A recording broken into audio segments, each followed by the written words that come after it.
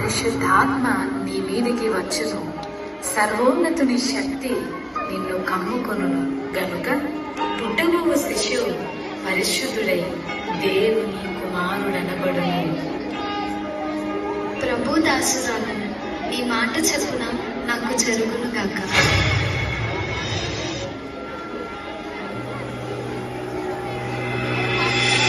ఆమె భర్త అయిన యోసేపు నీతిమంతుడై ఉండి ఆమెను అవమానపరచమని రహస్యముగా ఆమెను ఉద్దేశించాడు. అతడు ఈ సంగతులను గురించి ఆలోచన చేయుచుండగా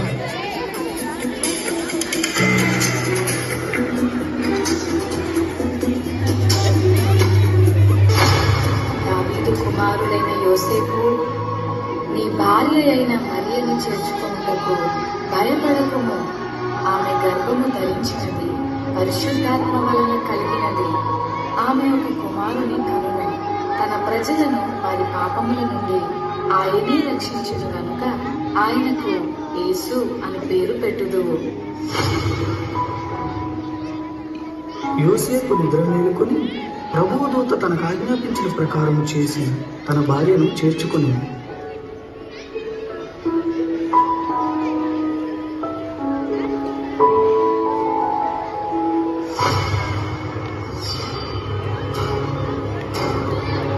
ఇందు మూలముగా 50 మంది ప్రజలకు తెలియజేయమనగా ప్రజా సంఖ్య రాయవల్లని కైసర్ ఆగస్టు నిర్ణయించడం వల్ల ప్రజలంతా తమ తమ స్వగ్రామాలకు వెళ్లి ప్రజా సంఖ్య రాయించుకోవాల్సిందిగా తెలియజేయడమైనది. అహో!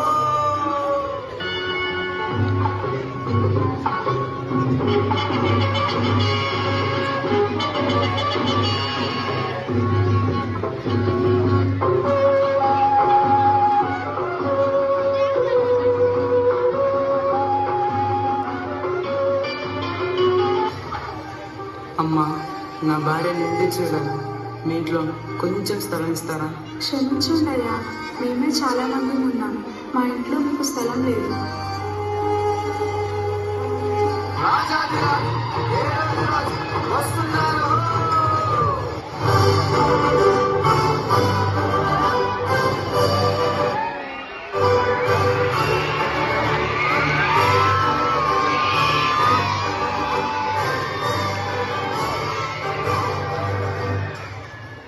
రాజైన హేరోదు దినములలో యూదా దేశపు బెత్లెహేములో యేసు పుట్టిన పిమ్మట ఇదిగో తూర్పు దేశ జ్ఞానులు యెరూషలేముకు వచ్చి, యూదుల రాజుగా పుట్టినవాడు ఎక్కడ? తూర్పు దిక్కున మేము ఆయన నక్షత్రమును చూచి ఆయనను పూజింపవచ్చు. చిత్తం మహాప్రభు.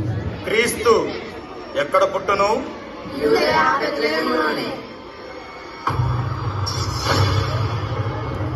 సరే, మీరు వెళ్ళి ఆ శిశువు విషయమై జాగ్రత్తగా తెలుసుకొనగానే నేను వచ్చి ఆయనను పూజించినట్లు నాకు వర్తమానము తెండి.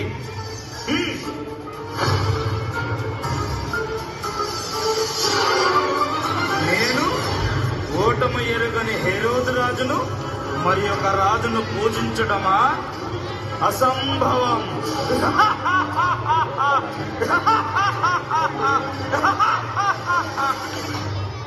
ఆ దేశంలో కొందరు గొర్రెల కాపరులు పొలములో ఉండి రాత్రి వేళ తమ మందలను కాల్చుకుంటుండగా,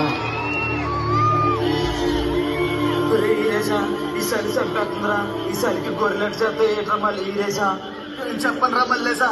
ఈసారికి మనల్ని కాసుకోవడం పెద్ద బాధగా ఉంటే గొర్రెలు కూడా కాయలేంట్రా. భయపడకుడి, ఇదిగో ప్రజలందరికీ కలుగబో మహా సంతోషకరమైన సువర్తమానము నేను మీకు తెలియజేయుచున్నాను. దావీదు పట్టణమందు నేడు రక్షకుడు మీ కొరకు పుట్టి ఉన్నాడు. ఈయన ప్రభు అయిన క్రీస్తు.